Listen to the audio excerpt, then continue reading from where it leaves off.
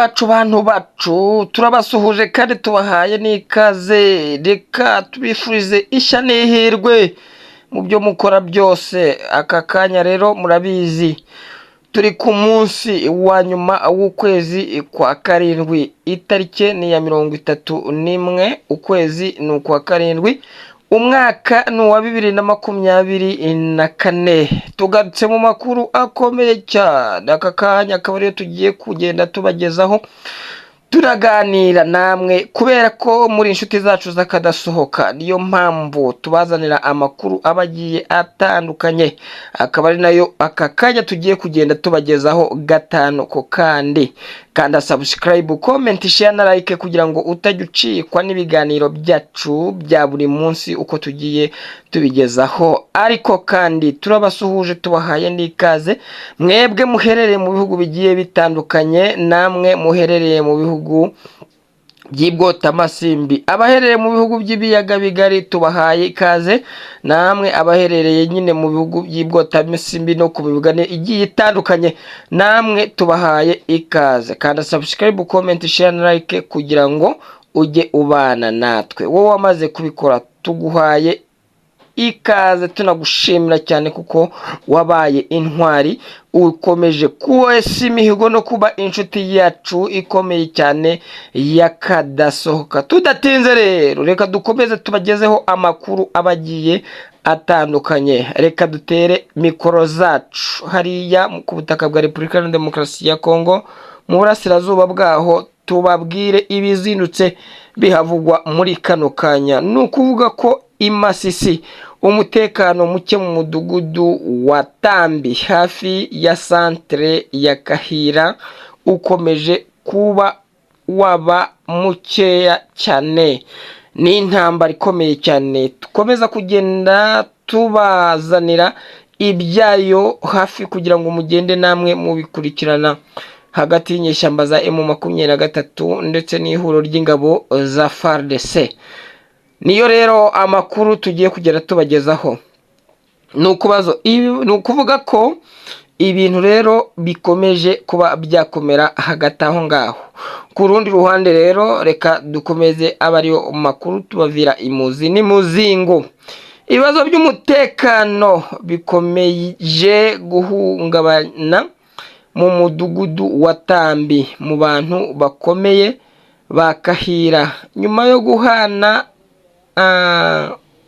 umuriro byanditswe hagati ya Nyatura abazungu n'iterabwoba rya M23 muri kariya gace ku mutwe wa Bashiri Mukoto mu bwami bwa Bashiri. Bikomeje kuba bikomeye cyane nk'uko byatangajwe n'umuyobozi w'abaturage berekeje Ikirumbu mu mujyi uturanye wa Kahira. Kuvaho imirwano yavuzwe ku wa mbere Nyakanga 2024 muri uyu mudugudu, nta hantu na hamwe hagaragaye gutuza. Ibi birerekana ko umunsi wose wo ku wa kabiri Nyakanga ku itariki ya 30 2024 waranzwe no kurasa hagati ya Belgilante. Ni intambara yakomeje kuba yakomera cyane kuko ahangaha muri Belgilante habayeho kurasana gukomeye cyane. Imbunda inini ntoya zakomeje kumvikana, circulation za drone zikomeye cyane zakomeje kuba zizenguruka muri kino kirere cya Belgilante. Intambara yakomeje kuba ikomeye cyane rero kugeza ku masaha ya nimugoroba yo kuri uyu wa kabiri. Humvikanaga amasasu makeya ariko akomeza kumvikana kugeza mu masaha nyine y'umugoroba. Ni ukuvuga ngo ibisubizo by'impande zombi biracyafite urujijo.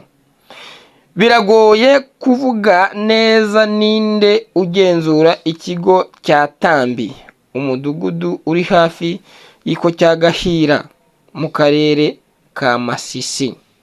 ubu tuvugana ntiwamenya ngo ni Nyatura cyangwa Wazalendo cyangwa abacanshuro b'abazungu bari kugenzura hariya Tambi cyangwa M23. Twabibutsa ko Tambi ikomeje kuba idatuwe kugeza ubu kubera yuko abaturage ba Tambi boherejwe mu yindi midugudu kugira ngo hagomejwe kuba hagenzurwa uko intambara iri kugenda ihuza izi nyeshyamba za M23 ndetse na Nyatura. Niyo mpamvu abaturage boherejwe mu tundi duce kugira ngo harebwe uburyo umutekano wakomeza kuba wabungwabungwa hariya. Ibintu rero bikomeje gukomera cyane. Ku rundi ruhande rero muri Repubulika ya Demokarasi ya Kongo M23 imirwano mishya hagati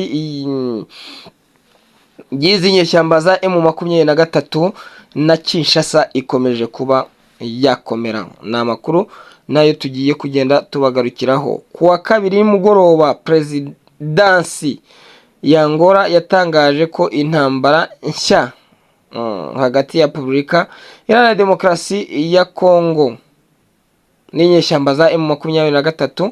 Iki cyemezo cyabereye i Rwanda nyuma y'inama yahuje Minisitiri w'Ububanyi n'Amahanga wa Kongo na mugenzi we